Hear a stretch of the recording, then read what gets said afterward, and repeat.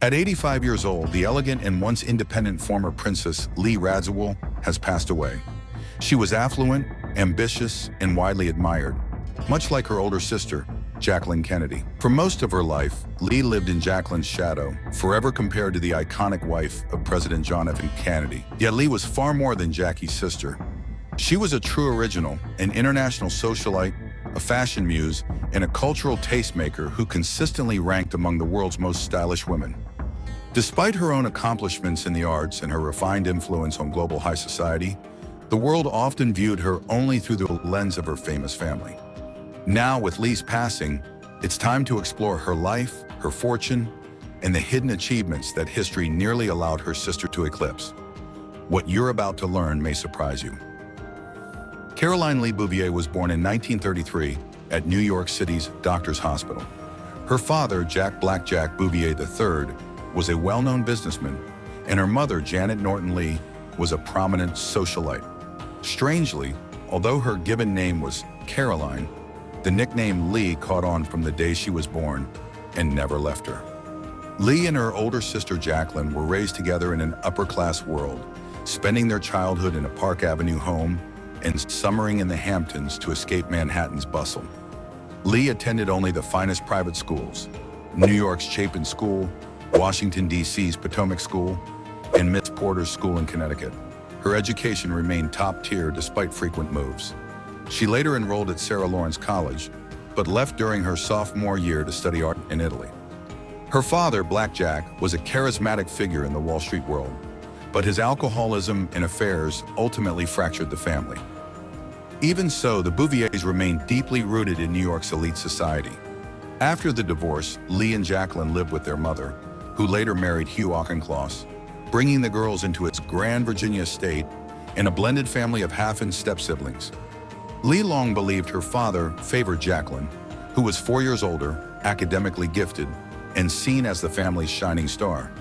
This early imbalance quietly fueled Lee's lifelong feelings of competition and envy. By 1950, Lee was making her mark in society. She appeared in a full-page debutante portrait in Life magazine at just 17, a signal that she had officially stepped into the world of high society. But her personal life soon complicated her ambitions. At 21, she married for the first time, choosing Michael Temple Canfield, a handsome and wealthy publishing executive. Their 1953 wedding was a dream event. Her father proudly walked her down the aisle, and Michael seemed to offer everything she wanted: independence, charm, sophistication. Their early married life in London felt almost like a fairy tale, but the magic did not last. Michael struggled with heavy drinking, despite his professional success and refined reputation. His addiction worsened, and one day he collapsed behind a locked door, too weak to seek help. Although he attempted repeatedly to sober up, his efforts never held. Their marriage slowly unraveled. During this difficult period, Lee met Prince Stanislaw Albrecht Radziwill, a Polish-Lithuanian aristocrat. She fell deeply in love. Meanwhile, Jacqueline and John F. Kennedy had just married, giving the family unprecedented political influence. The Kennedys used that power to help secure an annulment for Lee's first marriage from the Vatican. And so on March 19, 1959, Lee married a true prince. Ironically, rumors swirled at the time that Michael Canfield might actually have been the secret son of Prince George, Duke of Kent, meaning Lee had unknowingly married royalty twice. With Prince Stanislaw, Lee had 2 children, Anthony and Christina. Their home, just steps from Buckingham Palace, stood as proof that nobility gravitates toward nobility. Yet behind the elegant facade, the marriage struggled. Stories of the prince's infidelities circulated widely, and Lee herself became romantically connected to Greek shipping tycoon Aristotle Onassis, who would later marry her sister Jacqueline. By 1974, the Radziwill marriage officially ended, reportedly due in part to Lee's affair with photographer Peter Beard. Marrying Stas was the greatest triumph of my life. Lee took one more chance at love when she married film director Herbert Ross, stepping away from the world of monarchy and aristocracy for a partnership that felt like a final fresh start. Ross was a prominent Hollywood figure, known for classics like Steel Magnolias, Play It Again, Sam, and The Goodbye Girl. Their ceremony was held in Lee's Fifth Avenue apartment, followed by a celebratory luncheon at Jacqueline Kennedy's New York mansion. But the marriage did not last. By 2001, the couple filed for divorce. Herbert was unlike any man Lee had ever been involved with, and she later spoke candidly about her dislike for Hollywood's insular culture. What had once seemed glamorous soon revealed itself to be far less exciting. Now let's revisit Lee's connection with Jacqueline, the sister who remained a constant presence throughout most of her life.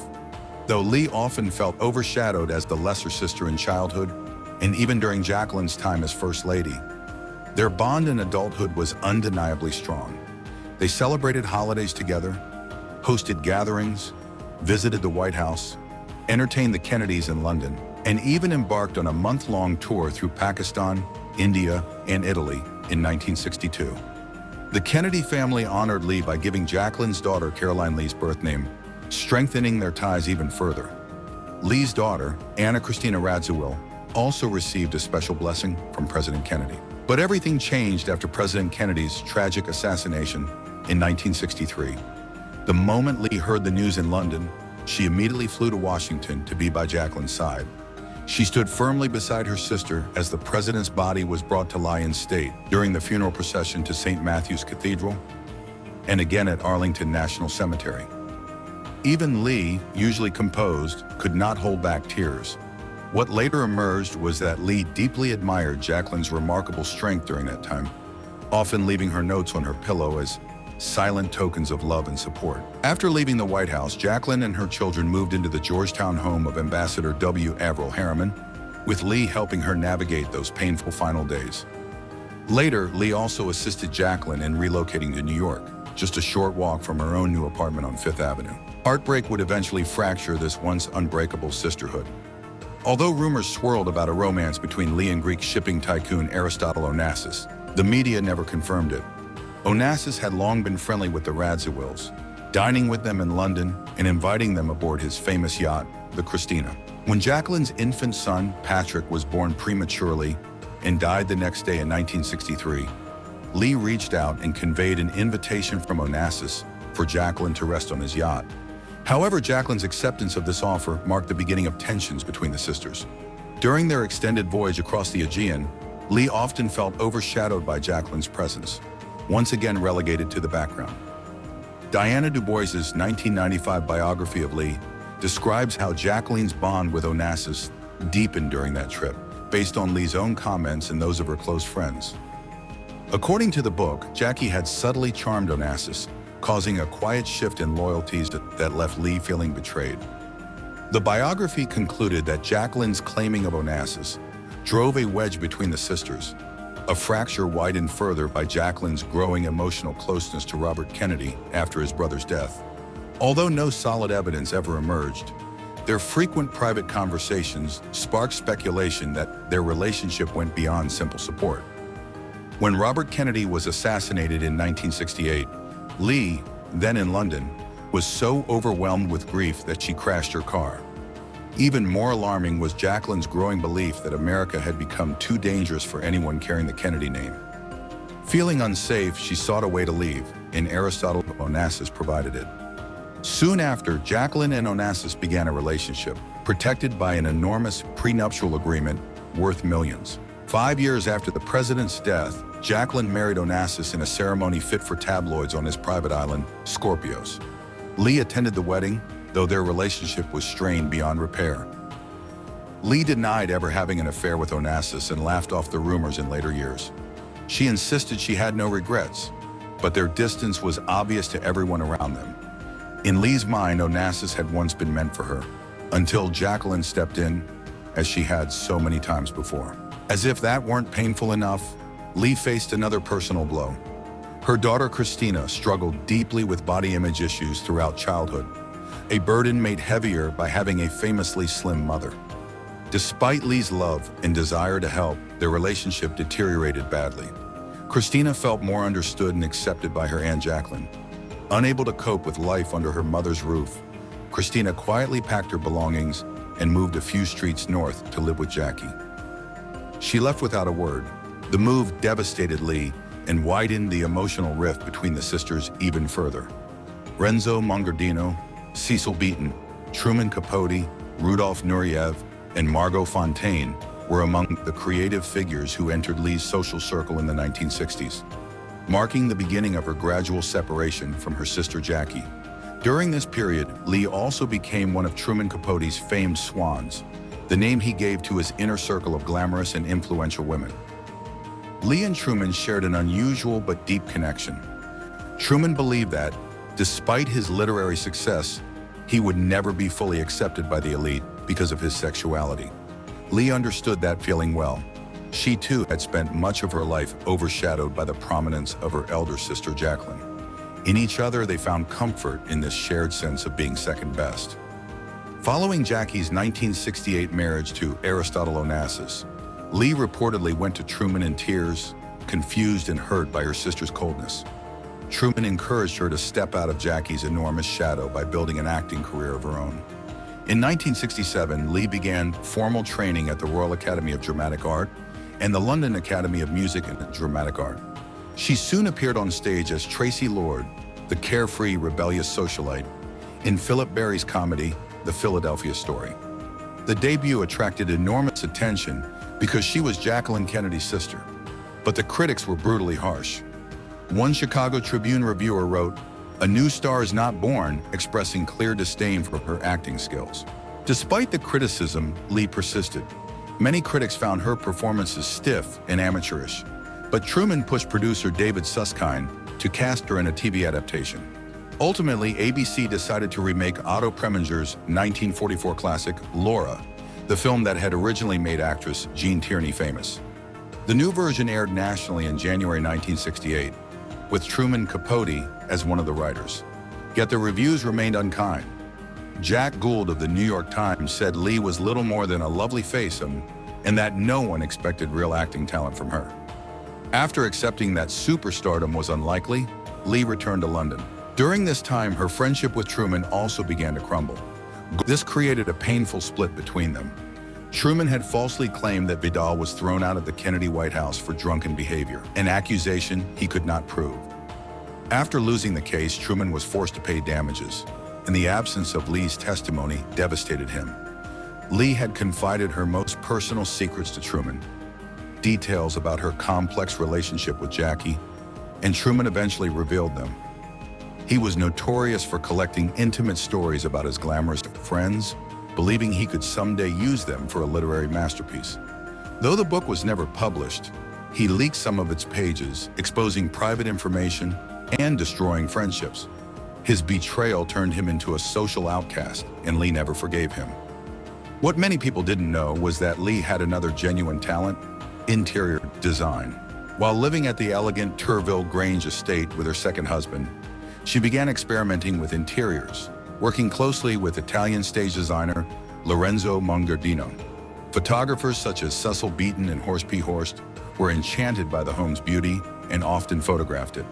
Encouraged by the attention, Lee eventually embraced design professionally. By 1976, she launched her own interior design firm. Her refined aesthetic earned her a growing list of wealthy corporate and private clients and led to features in Architectural Digest. Her impeccable sense of style also earned her a place in the Vanity Fair International Best Dressed Hall of Fame in 1996. Lee's sophistication extended to her residences as well. She owned a property on East 72nd Street in Manhattan and an apartment on Avenue Montaigne in Paris. Elle Decor highlighted her homes in April 2009, showcasing her elegant taste. In February 2013, Lee gave an interview to director Sofia Coppola for the New York Times Style magazine, openly discussing her life and the pressures of modern privacy. That same year, The Guardian named her one of the 50 most stylish people. Fashion designer Giorgio Armani counted her among his greatest inspirations, and Lee remained deeply connected to the fashion world throughout her life. Financially, however, Lee struggled far more than her sister. Without a large inheritance, she often found herself barely scraping by, even selling her Paris apartment and other valuables to maintain her lifestyle. Her mother is believed to have created a trust to help support her. And Lee Radziwill passed away gently from natural causes in February 2019 at age 85 at her New York home. Her funeral was held at St. Thomas More Church and attended by many notable figures from the fashion and arts world, including Marc Jacobs, Jacqueline Kennedy, Carolina Herrera, Peter Beard, Andre Leon Talley, and Sofia Coppola. They celebrated her charm, warmth, and enduring influence on culture and style. Though rumors suggested she was nearly broke while alive, Lee's estate was valued at over $50 million after her death. In her September 2018 will, she named her daughter Anna Christina Tina Radziwill as her sole heir. In an unexpected decision, Lee granted Tina only 50% of the proceeds from her estate sale. The surprise deepened when people learned that Lee had appointed two male friends, neither from her inner circle, as executors, giving them substantial financial authority and the ability to collect large fees. The unusual terms of the will shocked many, revealing the depth of Lee's private fortune. In her final act, the once-shadowed sister ensured that her daughter would receive acclaim and attention, something Lee herself had struggled to claim throughout a life spent beside a first lady.